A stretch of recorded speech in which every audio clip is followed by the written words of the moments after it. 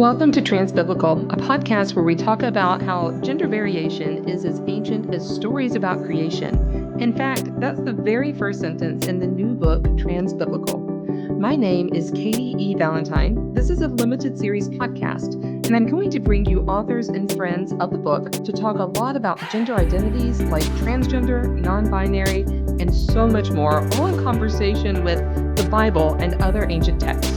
We do have a special discount on the book right now for 40% off through the publisher, Westminster John Knox, that you can find below in the show notes through May 10th, 2025. Let's get started. This is the very first full-length episode of Transbiblical, and today I am so pleased and honored to welcome Reverend Dr. Justin Sabia-Tanis. Hey, Justin, how are you? Good. How are you, Katie? I'm great. Justin is a contributor to the book, and Justin and I have known each other for a long time now. Yeah. And so it's such a delight and pleasure to be able to read your work in this way and to collaborate on the book. So why don't you just start off with telling us who you are and what you do, the kind of scholarship that you work on? Sure. I am an associate professor of Christian ethics and social transformation at United Theological Seminary in the Twin Cities in Minnesota in the United States. And I teach classes mostly on social change, the environment, and queer and trans theologies.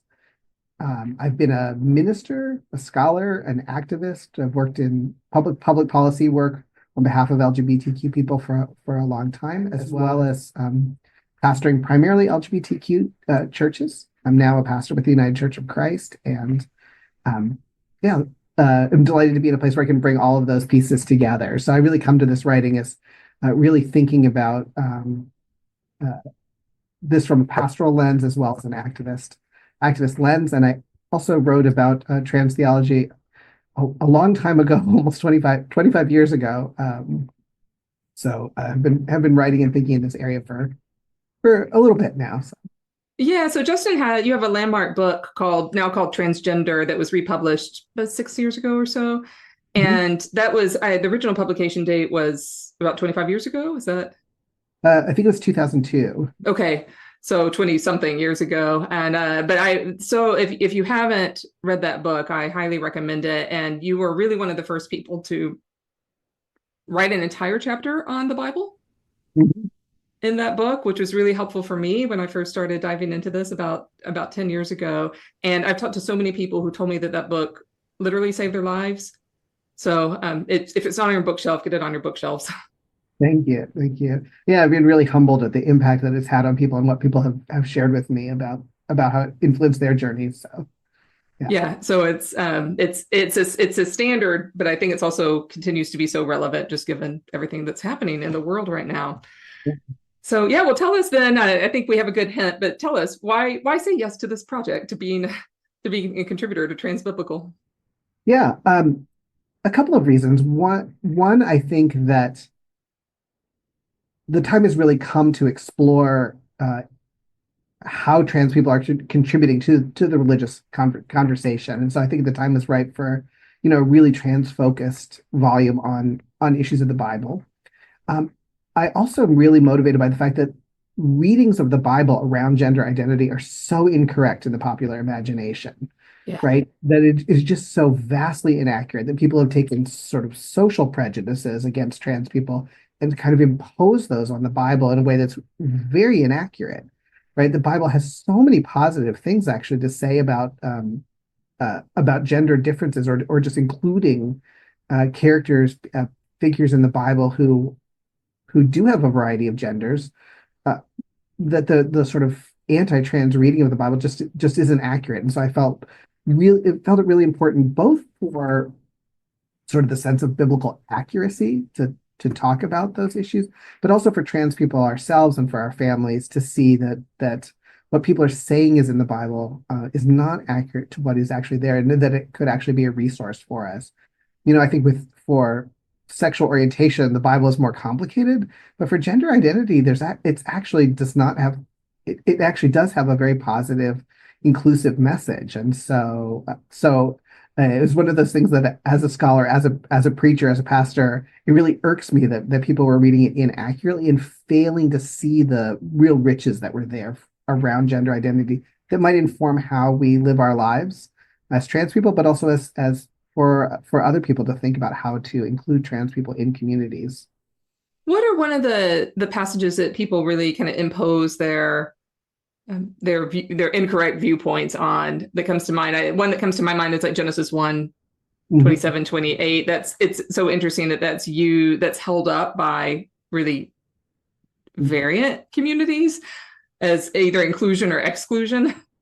Right. I mean, I think the idea um, that Genesis somehow imposes that there's only a binary and there's no in between spaces just doesn't seem even remotely accurate to our experiences of the world. It doesn't switch from day to night with a light.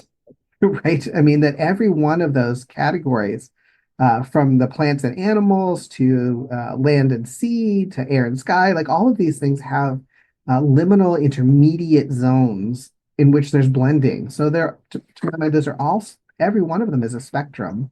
And even those spaces, those in between spaces like dusk and dawn are some of the things that we value most. So why would that be true of all of those categories? And suddenly for gender, or for biological sex, somehow that's different than the whole rest of the passage. That seems that defies logic to me. And Yeah. so it's a very simplistic reading that fails to see the sort of the goodness of creation itself, and even God's inclusion of God's self as both male and female. I think is modeled right there, that uh, that there's more richness to the story, and so yeah, so that imposition of a simplistic reading. Um, Yeah, and that's one we hear all the time. So readers, you can look at our volume, and practically anywhere that talks about gender identity in the Bible, we'll talk about that. And there's some helpful lots of different helpful ways to look. Yeah, yeah, look at Genesis 1 in particular plus others. So, well, your chapter in this book is on the Good Samaritan, which is it's such a fan favorite, and I just love what you did with it. So, give us a brief overview of some major takeaways that people might have after they read your chapter. yeah. I think one thing that's really important is to think about what the role of Samaritans was at that time, and in this particular story in Luke, that Jesus actually was trying to go to Samaria, and he sends his disciples ahead to sort of as an advance team to get ready for that, and they throw them out. And so there's this call for fire and brimstone to rain. There's this very negative interaction that Jesus is basically rejected by the people of Samaria, and instead of going along with these calls to denounce them or any of these things, um, Jesus tells a story about the people who just rejected him as the neighbor. And I think that's such an important there's the content of the story, which we're all familiar with, but this context of the story is also so important because it says when we are rejected by someone, Jesus is living out that acceptance of the enemy, and the lifting up of this hated other, this rejecting other category of people as the spiritual exemplar of one of the most important commandments, right? One of the two most important commandments is lived out by this person who is seen as other. And in a world in which there continues to be rampant discrimination, fear, hatred against transgender and non-binary people, to say we fit that example. We are this rejected other, and yet Jesus can lift us up as an exemplar of what does it mean to show mercy, or what does it mean to be a neighbor. And I think that's a real challenge for all of us. Um, in the chapter, not only though do I put this trans person as that person, but also what would it mean for a trans person to experience someone we see as the rejecting other, to be the Samaritan as well. Because I think these stories are spiritual resources for all of us. And so queer and trans people still should get the benefit of the challenge of Jesus's teaching. Like we still get to Right. be beneficiaries of that. And so that also means expanding our minds to say, how might we see the humanity or the neighborliness in those who oppress us, just as Jesus was doing with his experience with the Samaritans there. And so I think this passage is, yeah, it's a story we learn in Sunday school, or we learn as children, and yet It's really Yeah. radical. Um, And the time when you wrote this, we were in a very different administration than we are right now. And so that lesson seems tougher oh yeah. right now than it did, a couple of years ago when round one was completed. When I went, absolutely. I mean, one of the things that I was reflecting on in preparation for this conversation was thinking, oh my gosh, like the situation is so much worse than when I Yeah. was, right? So much more dangerous.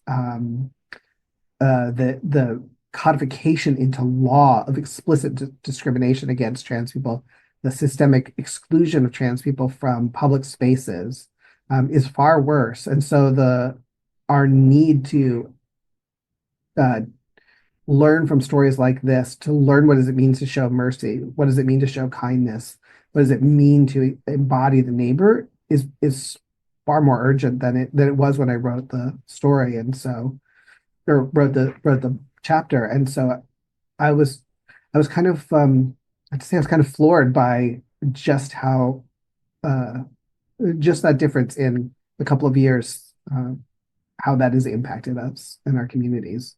And I think it speaks to the timelessness of the Good Samaritan. It is a story that continues to be, unfortunately, so relevant, and so the timelessness of the Good Samaritan, but also the very specific context where we can reinterpret it and experience it. So I love it that that's the story that called to you for this Yeah, project.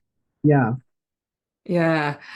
Well, this is so everyone grab if you haven't read the chapter yet, grab it. And this is also, I think it's great for scholars, and I think this is also a great chapter for really curious adult Sunday school classes and readers too. And so that it make a great 2 or 3 Sunday session for those who are curious about that. Um, so we talked about it a little bit, but let's get into it even a little more. This is very relevant right now. Maybe just continue to talk to us a couple of reasons about your commitment and your reasons and passions for doing this work and continuing to do this work. yeah. I mean, I think one thing that's really important is that we constantly need to rehumanize people who are othered in society or who are demonized in society. We have to continually recognize that these are human beings we're talking about. And it's one of the most important tactics against authoritarianism, against politically motivated, socially motivated violence.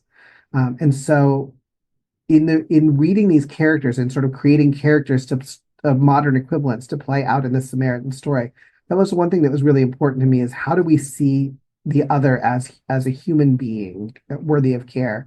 And I think recognizing that trans people are sacred, we are part of the sacred story, we matter in the sacred story, is one way to push back against forces of oppression and discrimination and even violence, that people see us that way. And so recognizing the parts of the biblical story, including the blessings to eunuchs in Isaiah, the baptism of the Ethiopian eunuch, like all the different ways we can see transcestors, see our antecedents in the biblical story, recognize that we're part of the sacred story.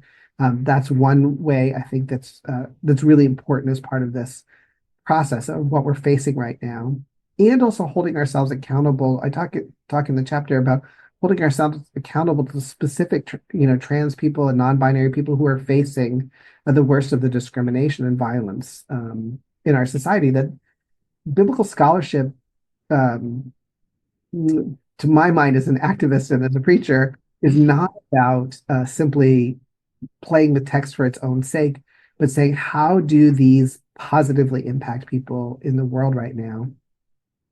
And I would say, I guess another motivation for me is, um, I've been very out, and I'm going to continue to be out and be unafraid and speak out about the blessedness of our communities, about the humanity, about all, the joy in our lives, all of these things, speaking positively as a trans scholar, and speaking positively about the Bible and and scholarship around the Bible. Um, these are really important to me as a way to resist forces in our society right now. It's necessary that we have courage and we speak out. One of the things I love about your chapter is that the Good Samaritan is not obviously about gender identity, Right. right? Or about, I don't know. It's not obviously about gender, I guess, at all. And so I love it that you've taken the story and you've read that from a very particular perspective, stories that talk about, that lend themselves more to this kind of conversation, and that you're able to bring your perspective into a story that's such a golden story Yeah. for Well, us. yeah, and I think this is because queer and trans and non-binary like folks, we all deserve the spiritual benefits of the teachings of the Bible if we want to access those. Not everyone does, but for those who want to learn from this story of Jesus, it is still our story. It is still we have a spiritual right to um, to access these texts and understand what they might speak to us and how we might learn from them. And so that's one reason it's important to me to bring these stories into um, a modern context, is so that we can continue to benefit from reading them for our sake, as well as, it's very easy to say, oh, those other people, they don't get what the Good Samaritan is, but I do, right? Yeah. But I think it's a story that should come 360 degrees and help us see, yes, that's true about others, but it's also true for ourselves and what we might learn from it. How do I continually challenge myself to be that kind of neighbor? I love it. It's so exciting. So tell us what else you might be working on and where people can find you and find your work. Yeah, so a lot of my work right now is my teaching. I'm very excited right now to be teaching classes on social transformation, on eco-justice, on queer and trans theologies, as I mentioned, working with incredible students here at United Theological Seminary in the Twin Cities. The other projects I'm working on, I'm finishing up some work on queer artists, a book that was part of my dissertation, and sort of a spin-off from that, and looking at the ways in which we can learn about spirituality that exists outside of religious institutions by examining the work of queer artists. Art as a lens into communities that may not have always been included in our theology or our scholarship. And so I'm very excited about that project, which I'm just wrapping up. And I'm also started work on a volume on queer and trans ethics, thinking about ethics in a broad perspective, because so much of the ethical conversations have been about sexual ethics or the ethics of gender transition.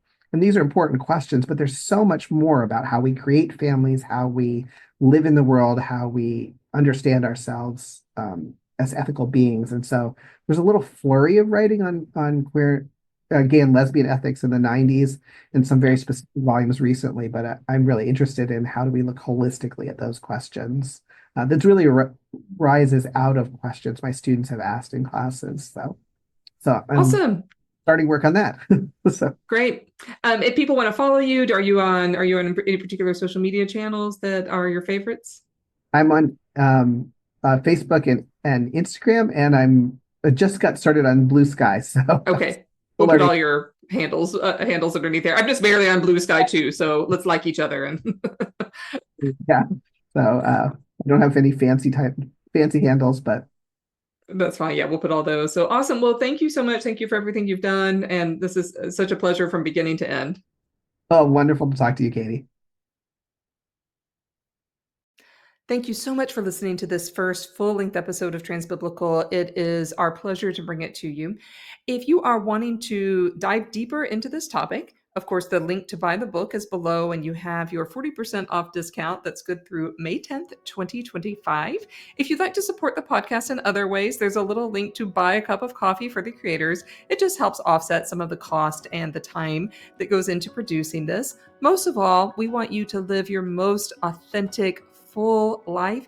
If you are gender variant, gender diverse, trans, non-binary, know that you are supported, and this podcast is one small way that we are offering some support. Let us hear from you and see you in the next episode.